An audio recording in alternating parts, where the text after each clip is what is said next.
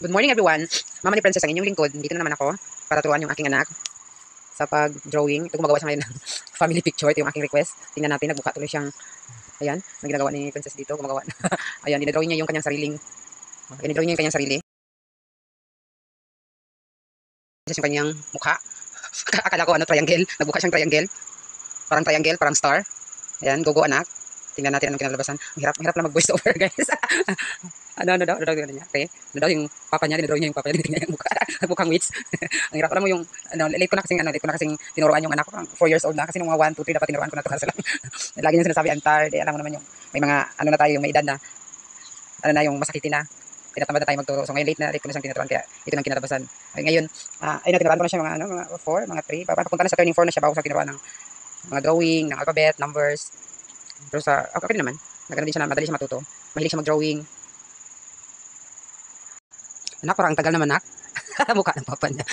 Nagmukhang wits. Nagtalo pa kami dito. No daw, beautiful daw. Kasi ako naman to. Akala ko yung ginagawa parang letter E, parang, ewan ko, parang siyang oblong. Pero magiging tao siya. Nagmukha siyang tao. Ang cute ng drawing ng anak ko. Wow. Ang cute naman, anak. Alam mo, ang ganda ng kinalabasan yan. Nagmukha na tuloy akong dal. Tingnan niya yung mukha ko. Nakita ni Princess. Bago lang, anak. Ayan. Chuk. Ayan. Bilisan mo, faster. Tagal naman. O tingnan mo, naging tao na kayo na. Para siyang triangle.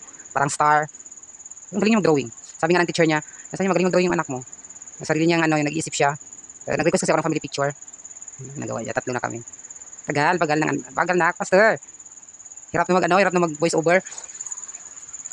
Hindi mo na mahabol-habol.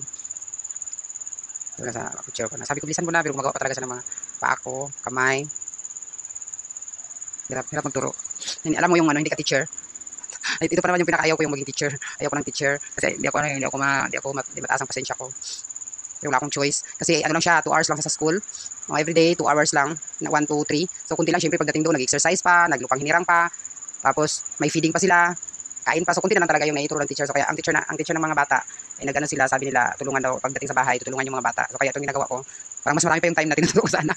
At least na, naman siya, natuwa naman sa school. Mabait din yung teacher niya.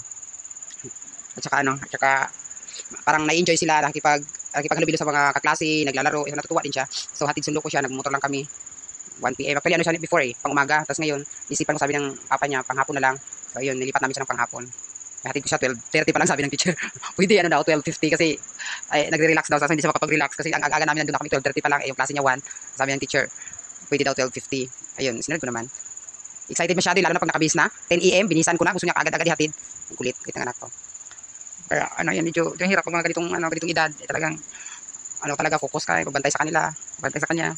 Ituro, bantay, siyempre prepare ng mga gamit niya. Tapos pagkahapon na naman, at least din ako. Kaya hindi wala pa naman akong ngayon, nag-home base lang ako. For now, wala pa na akong trabaho ngayon. Kasi may mga may mga problem pa tayo sa health. Kaya ito lang muna inano ko yung bata. Nakafocus ako dito sana by end of August or September makapag-work uli. Sana lang. Dito na kami ngayon sa alphabet. Parang pagod na siya, nag-cute. Tingnan mo yung cute niya, ang haba-haba ng yung tail, ang haba-haba. Stressable niya din dyan yung S. Baliktad yung S niya. Sa Q kami, R. Pinaka-struggle niya talaga yung S. Nasaan ka na kaya, anak? Sa S ka na ba? Saan kaya kami? Baliktad naman siguro kami. G pa lang. Para ko sa S na. Baliktad na to. Hindi pala. Ay. J na. Mabilis din siya matuto. Katagalan natuto din siya Yung X niya, yung natutuwa ako sa K, para siyang X. Di talaga siya daw nasusunod. Correct yan, tama yan. Ang hirap, tutulang hirap maging teacher pala. Kasi no choice ka na Sige, mabihayin din siya, wala din siyang alam din sa school. Ang tinutulungan mo talaga. Alam mo yung papa niya, yung hilig-hilig sa gusto niya talaga matuto agad yung anak niya. At na lang, turuan mo yung ganito, turuan mo yung ganyan, ito yung mo, yung ganito. Ako, hayaan mo na lang siya. Mag-enjoy lang sa school, bata pa siya. Tagal pa 18 years. Kinder 1 pa siya ngayon. Sabi ko, hayaan mo na siya. Excuse me. Kaya sa mag-enjoy. Ayan naman, pagod na siya. Minsan ginagawa niya, pati ko saglit. Kasi napapagod na. Minsan nakahiga na sa may sofa. Minsan sa ilalim, di mo na maintindihan ang ginagawa niya. Paupo, may higa. Yan, naman sa ilalim, sa ilalim ng table. Napagod mula drawing. Kasi ang dami niya nagawa, drawing ng family picture sa shape. Tapos ngayon, alphabet na naman kami. Tapos may numbers, basta talaga napagod siya. Hindi ko yata nabidyan pa yung number. Hindi ko yata yung numbers, kami yung numbers, susulat, reading. Ang ginagawa ko kasi sa kanya, drawing, alphabet, tapos after niya, numbers, tapos reading kami. Tapos saka magsulat ng alphabet, reading na naman. Numbers, reading uli, tapos yung mga shape, ipa-drawing ko sa kanya, tapos reading uli.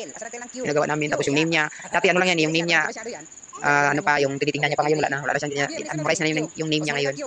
Cute naman ang anak ko eh. Ito, bali ito sa mga next video na marami pang gagawin. Ano kami yung lahat ng mga activity niya, ginagawa namin sa bahay, ano ko. Ano ko kasi ngayon, yung ang hirap hindi pa ako marunong mag-edit. Pasensya na kayo sa editing ko. Yung simple editing lang to. Nakastruggle ko minsan ngayon. Kasi why na kami.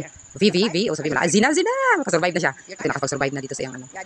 Pagod na yan, grabe, drawing, family picture, alphabet, numbers, tapos shape. Ay, tamo ko sa iyong ulo. Hala, ayan. Hello, Princess Dan. O yun, siya na nag-check. Sabi ko, i-check ko na, bigyan kita ng 2 star kasi parang mga kural yung ano mo, medyo grabe ang space. Sobra-sobra na sa space. So sabi ko 3 star, sabi niya, siya na lang daw. Kaya sige, ikaw ng teacher ngayon. So sabi ko, ako ang teacher, no. You're not teacher daw. Hindi daw niya ako teacher. Diba, nandun daw sa school ang teacher niya, mama niya daw. Gamay ng paggamay ang sulat ni Muday. What's next? What's this? S.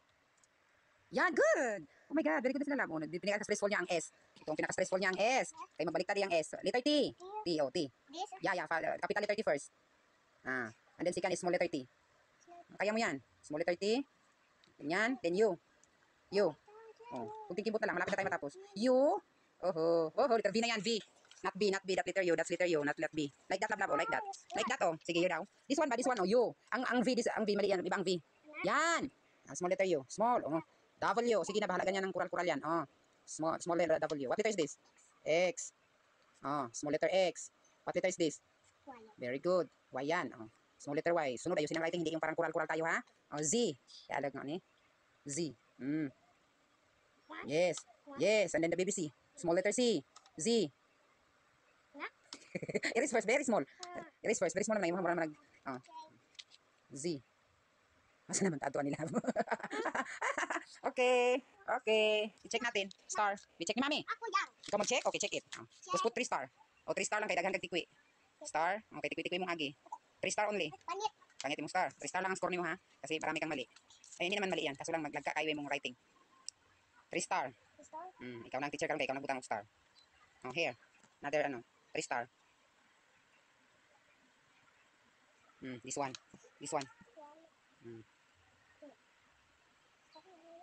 Oh, good. Survive na siya. Thank you for watching, beautiful people. God bless. Bye-bye.